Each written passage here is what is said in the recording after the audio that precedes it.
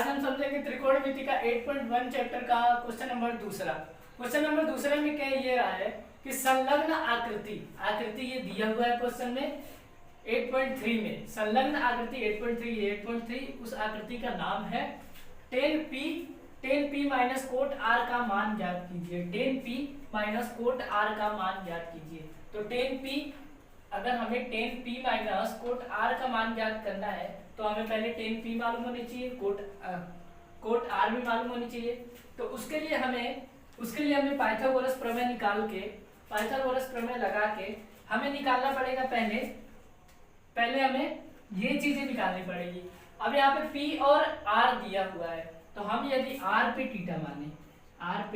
Theta को मान ले तो ये हो जाएगा आधार और ये हो जाएगा लंब और ये है कर्ण। आधार, लंब और कर्ण हो जाएगा। यदि हम r को थीटा माने तो हमें ये दोनों चीजें दी हुई है तो हम इसको ज्ञात करेंगे। कैसे ज्ञात करेंगे? पाइथागोरस प्रमेय लगा के। पाइथागोरस प्रमेय पता ही क्या है? कर्ण का स्क्वायर बराबर आधार का स्क्वायर प्लस लंब का स्क्वायर। ये पाइथागोरस प्रमेय है। लंब का स्क्वायर, कर्ण हमें दिया हुआ है 13 सेंटीमीटर। कर्ण को उससे पहले हम लोग लिख लेते हैं। कर्ण है क्या? तो कर्ण है pr का स्क्वायर। आधार क्या है? qr का स्क्वायर।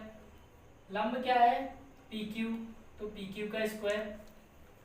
लंब है, कर्ण है pr, उसके बाद qr, उसके बाद pq। इस तरह से हमने सबका नाम लिख लिया, सभी भुजाओं का नाम लिख लिया। अब हम लोग pr हमें पता है, pr दिया हुआ है 13 का स्क्वायर बराबर आधार हमें नहीं पता, qr हमें निकालना है तो इसको ऐसे के ऐसे ही लिख लेते हैं। pq पता है 12 सेंटीमीटर तो 12 का स्क्वायर लिख लेंगे। हमें पता है 13 का स्क्वायर होता है 169 और qr का हमें नहीं मालूम। 12 का स्क्वायर होता है 144, तो 12 का स्क्वायर 144 लिख लेंगे। 12 का स्क्वायर 144 लिख लेंगे। अब हमें क्या करना रहता है? आगे हमें करना रहता है संख्या को एक तरफ लिखना रहता है और जो pq जो भी ABCD की चीजें हैं वो एक तरफ लिखना पड़ता है। तो संख्या को हम एक तरफ लिखेंगे तो 100, इसे हमें लिखना पड़ेगा कुछ इस प्रकार का कि 159 माइनस ये 144 इधर आएगा तो प्लस में है तो माइनस में हो जाएगा 144 बराबर हो जाएगा qr का स्क्वायर। इन दोनों को यदि हम घटाए तो 25 आएगा। 25 बराबर हो जाएगा qr का स्क्वायर। यदि हम qr को इधर लिखे 25 को इधर लिखे तो कोई प्रॉब्लम नहीं है। यहाँ से स्क्वायर को हटाएंगे तो इधर लग जाएगा करनी, तो हम qr को पहले इधर लिख लेते हैं और 25 को इधर लिख लेते हैं। स्क्वायर को हटाया हमने, इस पे लग गया करनी। qr हमें मालूम चल गया क्या हो गया? 25 करनी से बाहर निकलेगा तो वो किसी न किसी का वर्ग होना चाहिए। तो 25 5 का वर्ग है तो हम लोग लिख देंगे qr बराबर 5।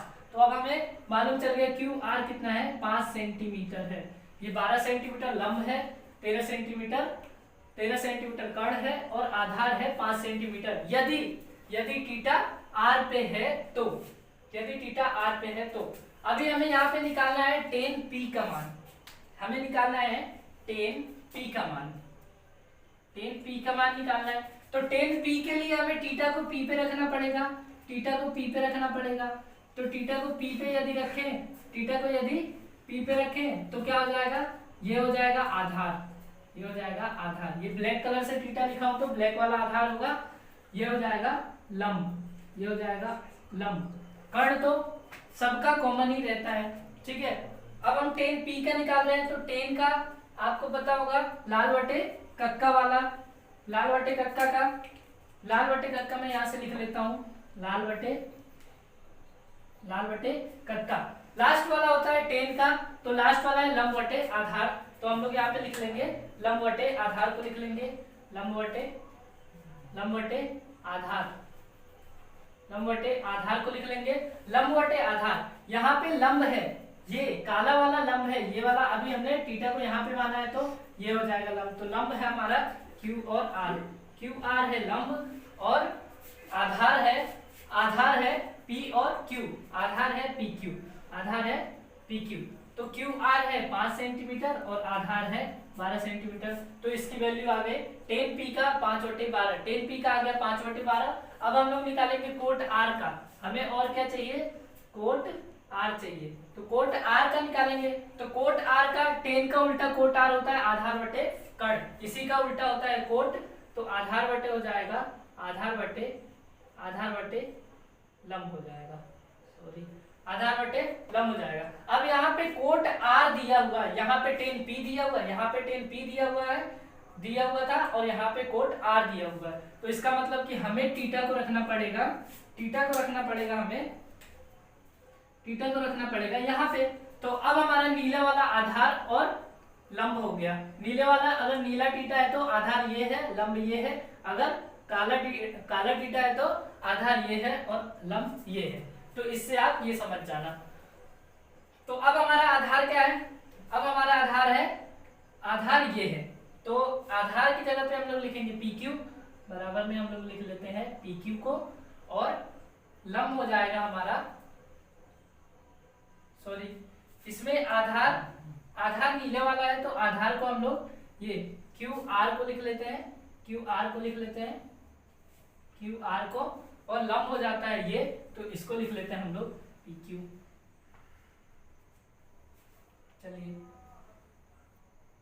तो अब हो जाएगा हमारे पास, हो जाएगा QR कितना दिया हुआ 5 सेंटीमीटर और PQ दिया हुआ है 12 सेंटीमीटर। ये हो जाएगा हमारा 10P की वैल्यू 5/12 और कोट R की भी वैल्यू 5/12 हो रही है। प्रश्न में हमें ये सॉल्व करना है, कि 10P minus cot R, 10P minus cot R को प्रश्न में हमें यही सॉल्व करना है। तो 10P का वैल्यू हमारे पास आ गया है 5/12 माइनस कोट R का वैल्यू है हमारे पास 5/12। इसको हम लोग इस तरह से लिख लेंगे और इसको हम लोग जब सॉल्व करेंगे तो 12 का एलसीएम 12 ही होगा और नीचे वाला सेम है तो 12 का 12 लिख लेंगे, ऊपर 5 माइनस 5 लिख लेंगे। 5 में से 5 को घटाएंगे तो 0 हो जाएगा, 0/12, और 12 का 0 का भाग 12 से देंगे तो ये हो जाएगा 0। तो इसका फाइनल आंसर 0 आएगा। तो प्रश्नावली 8.1 का क्वेश्चन नंबर दूसरे का आंसर होगा 0।